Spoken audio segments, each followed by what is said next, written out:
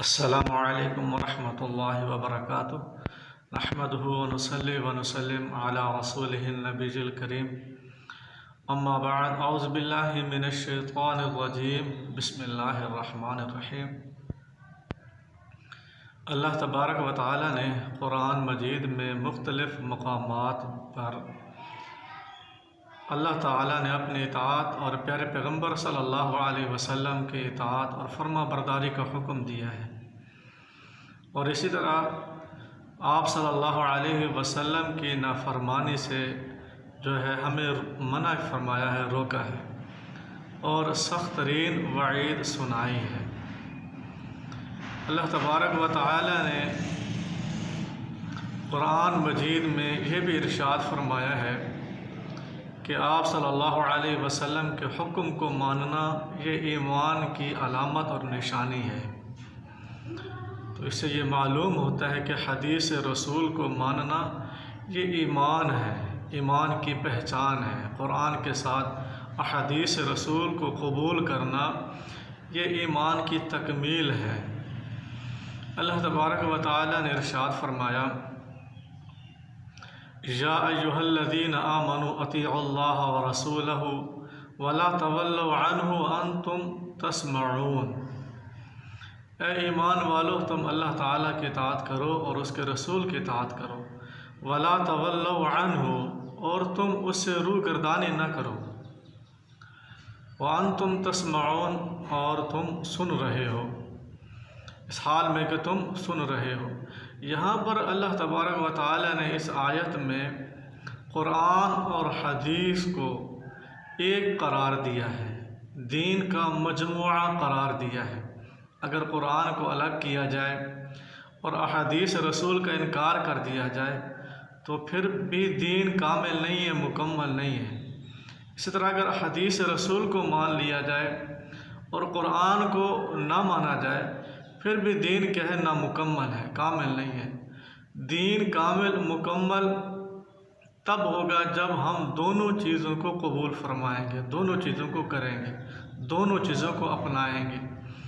اللہ تبارک و تعالیٰ نے فرمایا وَلَا تَوَلَّوْا عَنْهُ، یہاں پر ہو ضمیر واحد کی ہے، ایک مجموعے کی طرف اشارہ فرما رہی ہے کہ تم نے اس مجموعے کو یعنی اللہ اور اس کے رسول کی اطاعت سے جو ہے روگردانی نہیں کرنی، دونوں کو اللہ تعالیٰ نے ایک قرار دیا ہے۔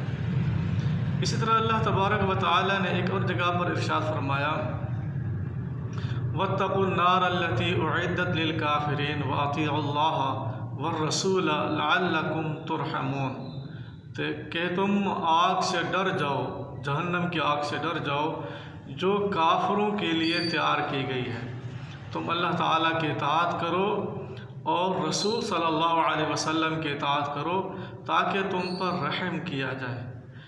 ایک اور جگہ پر اللہ تبارک و تعالیٰ نے ارشاد فرمایا فَلَا وَرَبِّكَ لَا يُؤْمِنُونَ حَتَّى يُحَكِّمُوكَ فِيمَا شَجَرَ بَيْنَهُمْ ثُمَّ لَا يَجِدُوا فِي أَنفُسِهِمْ حَرَجًا مِّمَّا قَضَيْتَ وَيُسَلِّمُوا تَسْلِيمًا۔ تیرے رب کی قسم، یہ لوگ مومن نہیں ہو سکتے جب تک اپنے تنازعات میں آپ کو حکم نہیں مان لیتے، فیصل نہیں مان لیتے، اور جو فیصلہ آپ کر دیں گے اس کو دل سے تسلیم نہیں کر لیتے تب تک یہ مومن نہیں ہے، یہ ایمان سے دور ہے۔ تو اس آیت سے یہ معلوم ہوتا ہے پیارے پیغمبر صلی اللہ علیہ وسلم جو فیصلہ کر دیں تو اس کو ماننا لازمی ہے، فرض عین ہے، نہیں تو ایمان ہمارا نہیں ہے۔ یہاں تک کہ جو آپ صلی اللہ علیہ وسلم فیصلہ کر دیں اس فیصلے کے بارے میں دل کے اندر تنگی کو رکھنا یہ بھی ایمان کے منافی ہے۔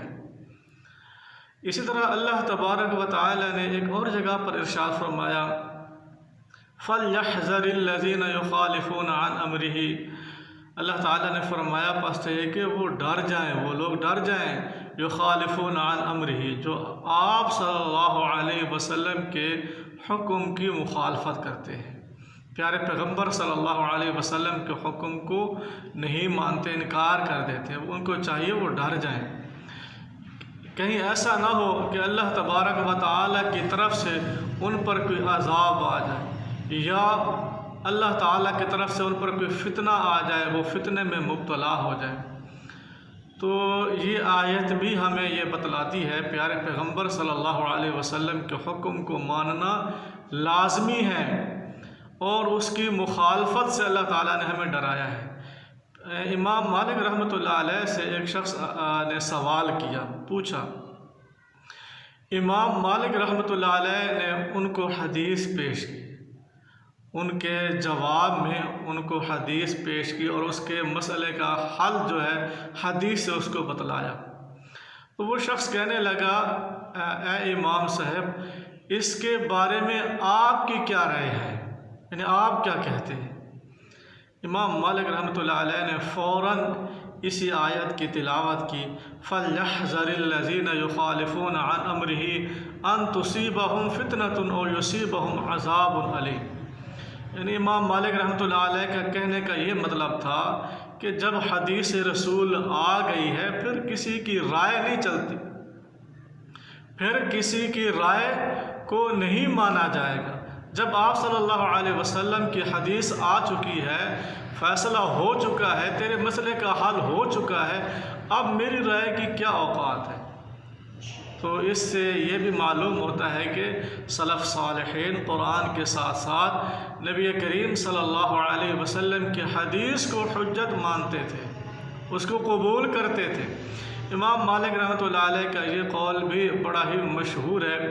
انہوں نے نبی کریم صلی اللہ علیہ وسلم کی قبر مبارک کی طرف اشارہ کر کے فرمایا تھا کہ ہر انسان کی بات کو چھوڑا جا سکتا ہے اور ہر انسان کی بات کو قبول کیا جا سکتا ہے، لیکن نبی کریم صلی اللہ علیہ وسلم کے فرمان کو نہیں چھوڑا جا سکتا۔ ہر انسان کی بات، جو وہ بات کہے گا، قرآن اور حدیث کے مطابق اس کی بات ہوگی تو اس کو لیا جا سکتا ہے۔ جو اس کی بات کسی نبی کریم صلی اللہ علیہ وسلم کے علاوہ جس کی بات قرآن اور حدیث سے ٹکرائے گی تو اس کو ہم چھوڑ دیں گے، اس کو چھوڑا جا سکتا ہے، لیکن نبی کریم صلی اللہ علیہ وسلم کی بات کو قطعا نہیں چھوڑا جا سکتا۔ اور امام مالک رحمۃ اللہ علیہ نے پیارے پیغمبر صلی اللہ علیہ وسلم کی قبر کی طرف اشارہ فرمایا تھا۔ تو اس سے یہ معلوم ہوتا ہے کہ نبی کریم صلی اللہ علیہ وسلم کی جو احادیث مبارکہ جو ہے وہ حجت ہیں، وہ لازمی ان کو ماننا ہے۔ جو بھی انسان آپ کو یہ کہتا ہے کہ نبی کریم صلی اللہ علیہ وسلم کی احادیث کو نہیں ماننا چاہیے، قرآن ہمیں صرف کافی ہے، تو ایسا انسان گمراہ ہے۔ اہل سلف نے کہا ہے کہ ایسا انسان جو ہے وہ گمراہ ترین انسان ہے۔ وہ یہ کہنا چاہتا ہے کہ آئیے میں جو رائے پیش کروں آپ اس رائے کو قبول کرو، آپ احادیث رسول کو ٹھکرا دو، میری رائے کو قبول کرو، وہ اپنے نفس کی طرف بلانا چاہتا ہے۔ نبی کریم صلی اللہ علیہ وسلم نے ایک پیشین گوئی بھی فرمائی تھی کہ قرب قیامت ایسے حالات آئیں گے۔ نبی کریم صلی اللہ علیہ وسلم نے فرمایا، میں تم میں سے کسی انسان کو تکیہ لگائے بیٹھے نہ دیکھوں کہ جب اس کے پاس میری حدیث پہنچے، میں نے کسی چیز کا حکم دیا ہو یا کسی چیز سے منع کیا ہو، اس کے پاس میری وہ حدیث پہنچے، وہ کہے کہ ہمیں قرآن کافی ہے، ہمیں حدیث کی ضرورت نہیں ہے۔ آپ صلی اللہ علیہ وسلم نے فرمایا، میں ایسا کسی شخص کو ایسا کہتے ہوئے نہ پاؤں۔ یعنی یہ حالات جو ہیں اب موجودہ دور میں، یہ حالات جو ہیں آپ کے سامنے ہیں۔ کچھ لوگ جو ہے وہ کہتے ہیں کہ جی قرآن کافی ہے، اور یہاں تک کہ بہانہ اور حیلہ سازی کرتے ہیں کہ جی احادیث الگ ہے اور سنت الگ ہے، احادیث الگ چیز ہے، سنت الگ چیز ہے۔ تو یہ تفریق بھی کی جاتی ہے، انشاءاللہ اس کی بھی وضاحت کریں گے۔ وما علینا الا البلاغ۔